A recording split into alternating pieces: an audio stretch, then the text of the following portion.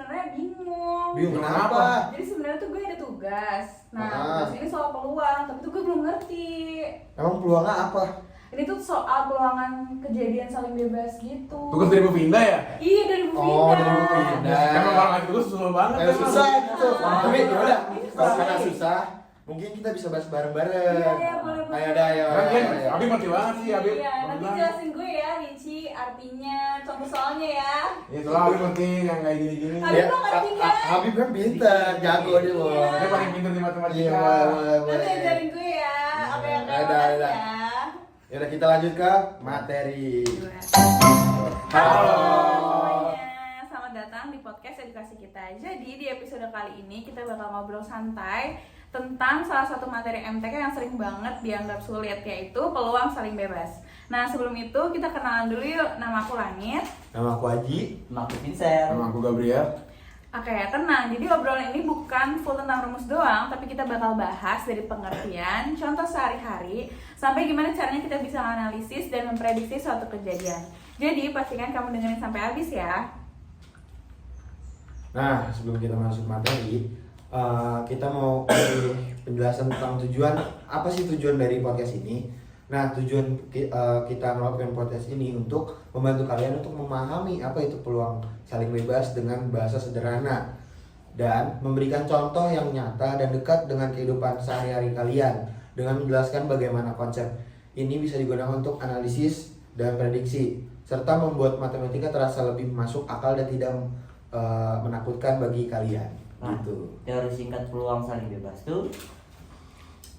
Sekarang kita masuk ke teori singkatnya. Peluang saling bebas adalah kondisi ketika dua kejadian tidak saling memengaruhi satu sama lain. Artinya, kejadian pertama tidak membuat peluang kejadian kedua menjadi lebih besar atau lebih kecil. Contoh gampangnya begini. Kamu melempar koin, lalu kamu melempar dadu. Hasil koin itu tidak ada hubungannya sama hasil dadu.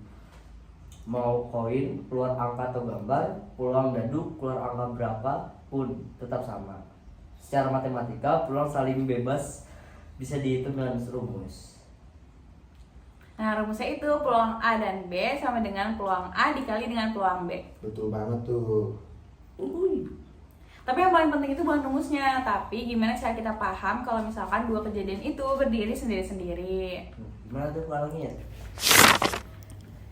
Oke, tadi kan udah dikasih tahu ya, kalau misalkan rumus dari peluang itu peluang A irisan B sama dengan peluang A dikali sama peluang B.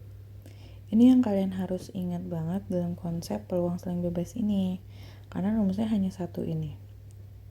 Nah, gimana sih biar kalian lebih jelas ya?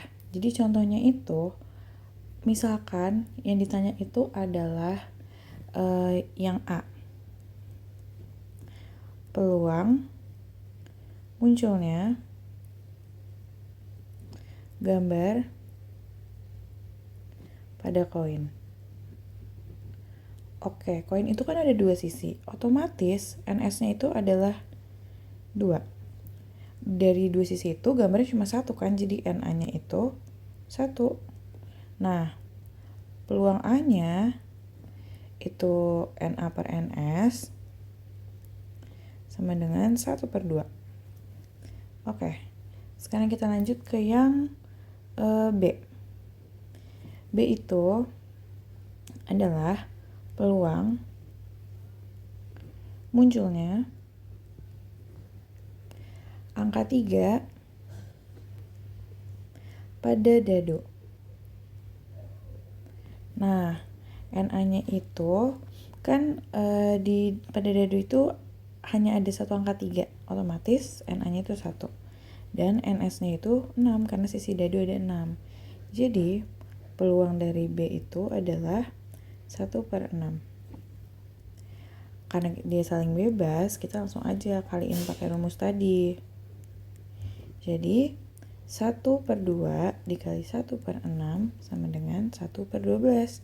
Nah, ini adalah peluang keseluruhan dari saling bebas antara koin dan juga dadu. 3. Nah, dari contoh-contoh tadi, kita bisa menarik beberapa kesimpulan. Pertama, gak semua kejadian bisa disebut saling bebas. Kalau satu kejadian mempengaruhi kejadian lain, maka itu bukan peluang saling bebas. Kedua, peluang saling bebas memudahkan kita dalam menghitung peluang gabungan karena cukup mengalihkan peluang masing-masing kejadian. Ketiga, konsep ini mengajarkan kita untuk berpikir rasional dan tidak terjebak pada asumsi yang salah. Misalnya, menganggap hasil sebelumnya menentukan hasil berikutnya, padahal sebenarnya enggak gitu. Nah, sekarang kita masuk ke bagian prediksi.